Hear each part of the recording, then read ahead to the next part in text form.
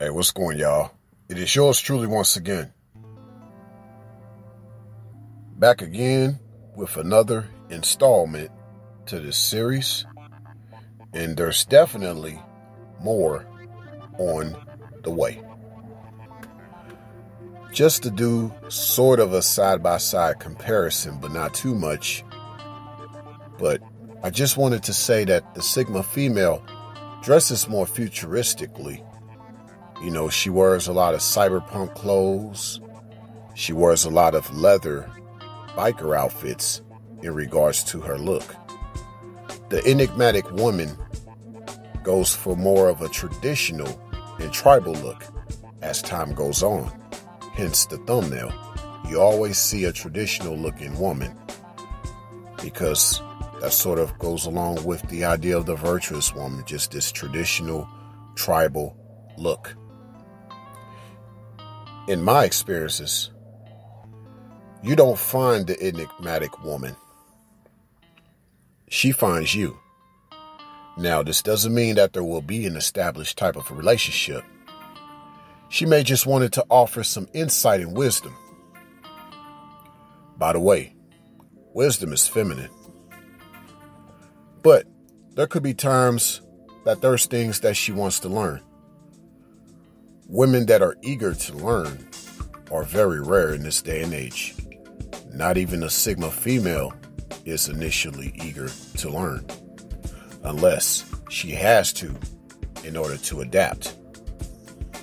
With the enigmatic woman, though, she's different in this regard. In that she adopts, not adapts, she adopts a lot of things that best suit her. Yes. She adopts instead of adapts. Therefore, she's willing to learn about things that may not be so familiar with her at first.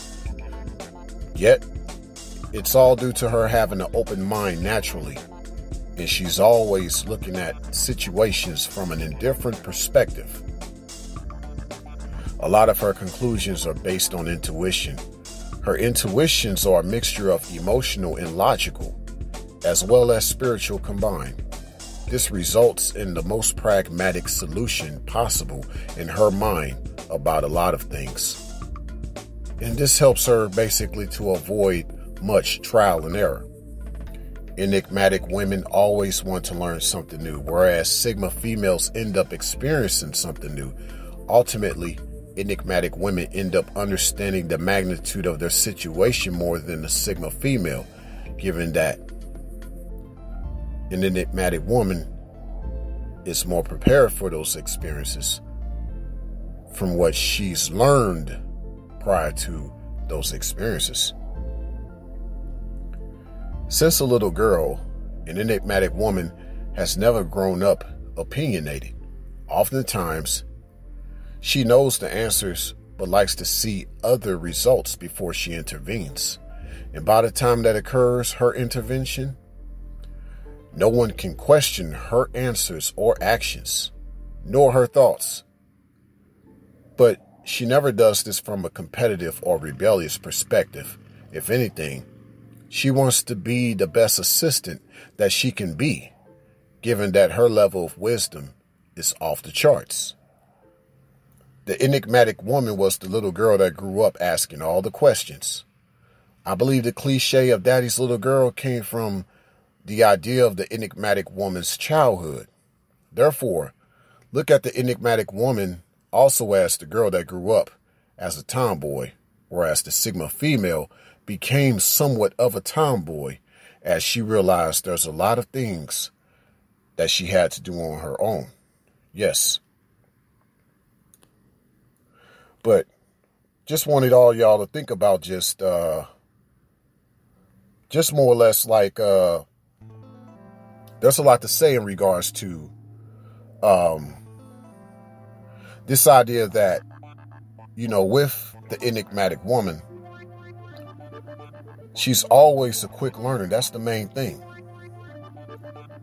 Now, the enigmatic woman also doesn't mind being vetted. She's the type of woman that does not mind being molded. Better yet, the enigmatic woman is more like water than an actual mold. So she'll fit within a pot's composition versus a man having to mold her to match the composition of a pot. Whether she is the easiest to mold or she is like water, this is the enigmatic woman. Basically, she attaches herself to a man. She becomes symbiotic to that man in her life. She becomes gravitated to what he's about with not much effort because she already sees his benevolence. All these things that guys want out of a woman, with an enigmatic woman, you get that instantly if she sees that you are someone that she can gravitate to. With most of these females, though, a man has to bring out some form of gravitation from them. So there is still some slight manipulation, even if it's not negative, that the man has to do with the average woman and female. More so, it seems like a lot of females and women require reconstruction. But at least with the Sigma female, she is more willing to be reconstructed, even though she would never quite be the type of woman that can be molded like the enigmatic woman is naturally capable of being, let alone be like water, form like water. But sometimes reconstruction is good enough. Yep, sometimes reconstruction is good enough. So it all definitely depends, But that's the main thing in this society. You don't really see this idea of someone wanting to be molded in the first place amongst most of the feminine gender. An enigmatic woman's personality is so rare that it is oftentimes unconfirmed on the MBTI chart. By the way, the MBTI chart should not be your determination of things wholeheartedly. Look at it as a representation of several things about you that you can fluctuate, or look at it as a representation of your strongest or weakest points. That's the main thing about the MBTI chart. But see, usually what reflects the enigmatic woman is the fact that chances are she has one of the rarest personalities on this planet.